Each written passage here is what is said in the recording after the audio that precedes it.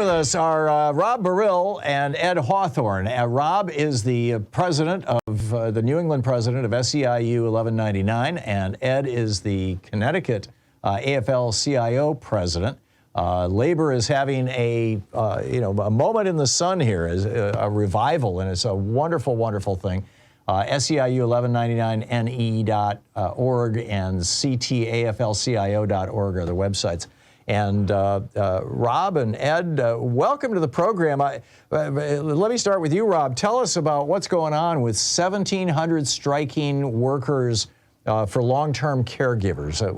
What's the situation here? Sure, Tom, and thanks for having us on the show today. Yes, we've been on strike now for 3 weeks with 1,700 group home workers. These are workers who provide care for people that have developmental disabilities and intellectual disabilities. Anything from folks who are, in some cases, quite high functioning, but weren't born with the gifts that God gave most of us, to folks who really require arm's length 24-hour care. Okay, just to survive. So these are workers who are extremely dedicated. They care for those clients in residential settings, which are the clients' homes, and engaged in a full range of activities from daily activities of daily living, cleaning, bathing, feeding, etc., to job opportunities for more high functioning clients, to just recreational activities and social activities that are the things that give all of our lives meaning. That workforce is 80% female. It is majority Black and brown, and it is a low-wage workforce. Workers in this industry, of whom we represent altogether 3,000, 1,700 are on strike, but there's about 20,000 folks in this workforce statewide in the private sector. They do work that used to be done by public sector workers. The state of Connecticut has sadly chosen to outsource that work on the cheap. My guess is that the state saves probably $20,000 for workers doing the exact same work as our public sector membership in DDS on the private sector side. It's probably about a $20,000 difference for an entry-level employee. Per worker and per really year. Since the Great Recession, since 2008, these workers were not even told that they were at the end of the line. They weren't even in the line. Okay, folks went from 2008 until 2018 with no raises. Whoa. Since that time, we've received, modest raises, but these are workers making at the moment $17.25. And so the fight really has been a fight about, the status of, I would say, all workers, but especially publicly funded and essential workers, in this case, caregivers, and especially these group home workers who are just long suffering and really deserve better for the love and the care that they provide their clients every single day. Totally get it, Rob. So Ed, you're with the AFL-CIO. I love this ad that you guys ran, the headline, "End Poverty for Long," and then this great quote from Martin Luther King about how all labor has dignity, and how it says you're on strike against poverty. Can you talk about how this strike is happening in the larger context of a revitalized labor movement?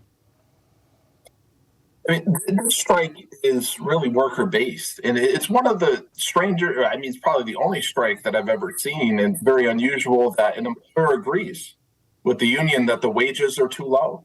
They can't recruit new workers in these group homes because the pay is just so low.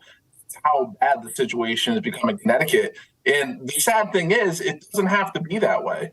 I mean, I've said this throughout the strike. There's a big difference between can't and won't. Connecticut can afford to do this. We have a nearly $2 billion, that's billion with a B, surplus this year. Last year, we had a $4.3 billion surplus. We're talking $6 billion in surpluses, and somehow they can't find a path to give these people dignity and respect on the job and pay them a living wage. It really makes you wonder, it makes you question why the state won't do that despite how critical the work is. Yeah. I mean, care work has always been undervalued and underpaid. And when you look at the group home workers, the day program workers, most of them are women and women of color. Their work has been historically undervalued and underpaid. And sadly, this is just another example of that because they are being ignored by the powers that be at the Capitol building in Hartford. Yeah. Yeah, I get it. And it sounded to me like you dropped an F-bomb there. And I hope not, because... Don't believe I did. Okay, good. It must have been some other adjective, because that would be very problematic. But yeah, it seems to me that the people are waking up to this issue, and labor is having a moment. And hopefully it's the beginning of a generational movement. It's certainly my sense of it. Rob Baril, you're striking, just to clarify, you're striking against the outsourced employer, or are you striking to try to get the state, Ed was just talking about how much, these huge surpluses that the state has. Are you striking to try to get the state to, be the employer as opposed to outsourcing these workers? I know Bernie Sanders has been talking about this for years, that the people in the gift shops in the Capitol or in the Smithsonian in D.C. are, working for, pennies, for chump change, basically, for $8-9 an hour, because the federal government outsourced those jobs. And this was something that, was done under one of the Republican administrations. Which are you pushing for, or both? So, Tom, I would say that the agencies themselves, the private sector agencies, are really just middlemen. The state of Connecticut has outsourced this service that used to be done by livable wage public sector workers with good retirement and with pensions, and they've outsourced it on the cheap at poverty level wages to the private sector. In the private sector, it's all publicly funded. These are private sector workers, but they are 100% dependent on Medicaid dollars. State and federal Medicaid dollars is what pays the bill. So, the nice thing about Medicaid is that it is a joint state federal program. If the state puts in $1, the federal government matches it. An investment by the state of $200 million with a $200 million match from the federal government would lift not just our 1,700 striking members, but the entire workforce, 20,000 people, to a threshold of $25 an hour as a minimum, with retirement and health insurance. And those aren't things that we believe are extravagant. I mean, the stories that some of these workers have to tell are just mind-blowing. Sylvia Grant, who was working full-time and living in her car.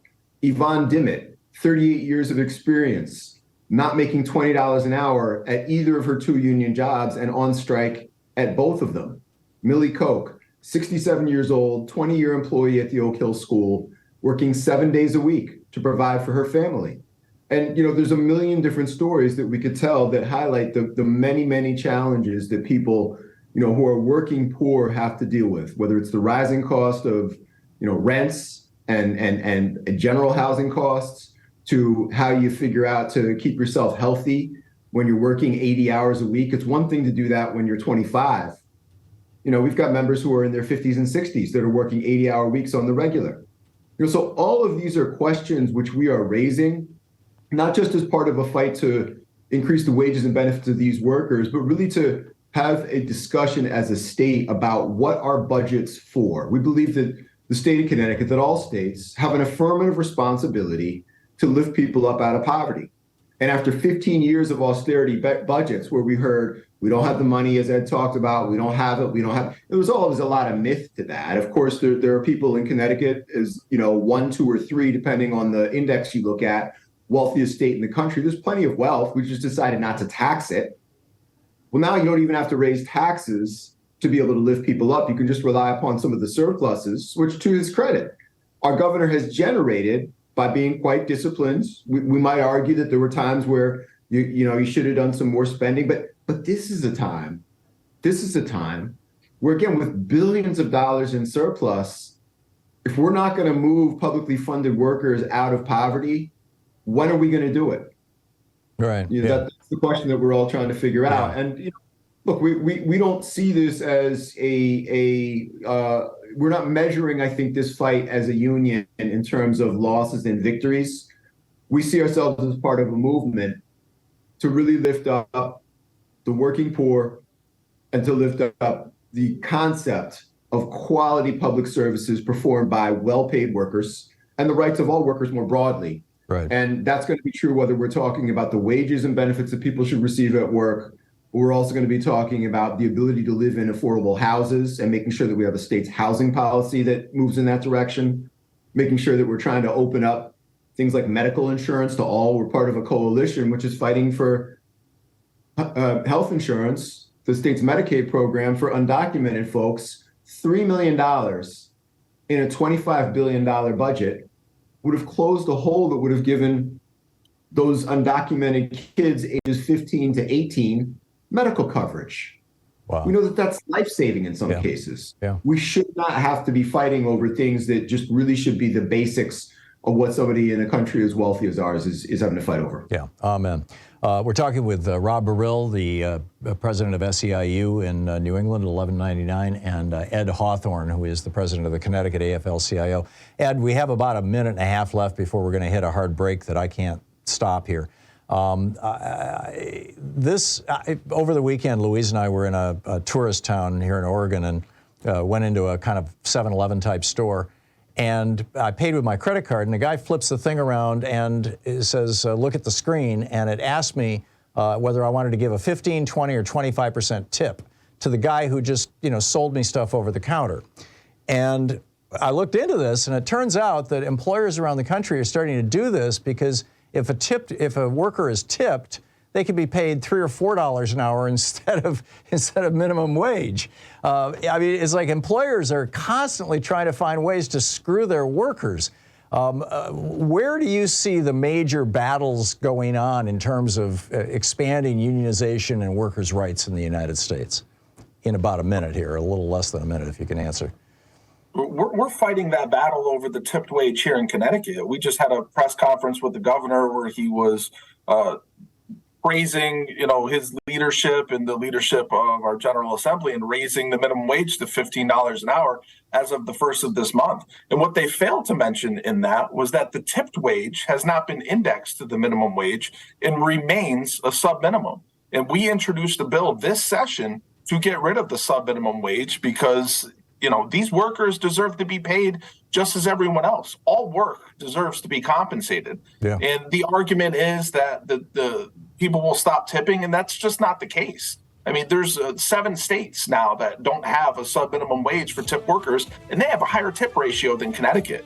So all workers should be paid the same wage. And one fair wage is the way to go. And we've been working with our coalition, and we're going to keep fighting for that here. Very, very good. You guys are doing God's work. Thank you so much for dropping by and sharing with us the story of what's going on there in Connecticut. Rob Baril and Ed Hawthorne with SEIU and the AFL-CIO. Thanks, guys.